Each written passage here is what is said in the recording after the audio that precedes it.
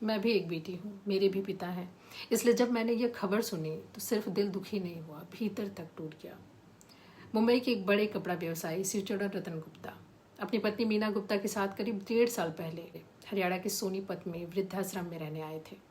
उनका कोई बेटा नहीं था। उन्होंने अपनी 3 बेटियों को पढ़ाया लिखाया, उनका जीवन बनाया। उसमें से 2 बेटियां अध्यापक भी हैं। कुछ समय पहले ही उनकी पत्नी का निधन हो गया।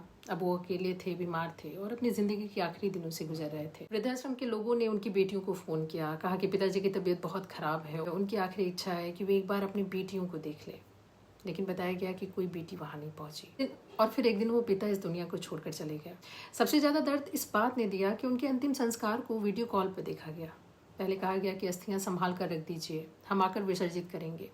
लेकिन बाद में यह भी कह दिया गया कि आप ही विसर्जित कर दीजिए, हमारे पास समय नहीं है। आज सवाल किसी एक परिवार का नहीं है। सवाल यह है कि क्या हमारी व्यस्त जिंदगी रिश्तों से भी बड़ी हो गई है? जिस माँ बाप ने अपनी पूरी जिंदगी हमारे ऊपर न्यौछावर कर दी हमारे भविष्य को बनाने में, आज हमारे पास इतना भी समय नहीं है कि उनके पास बैठे उनसे बातें करें। शायद इसीलिए कहा जा रहा है कि रिश्तों की सबसे बड़ी त्रासदी मौत नहीं होती, बल्कि वह पल होता है जब कोई आपका आखिरी बार आपको देखना चाहता है और आप कह देते हैं कि मेरे पास समय नहीं है।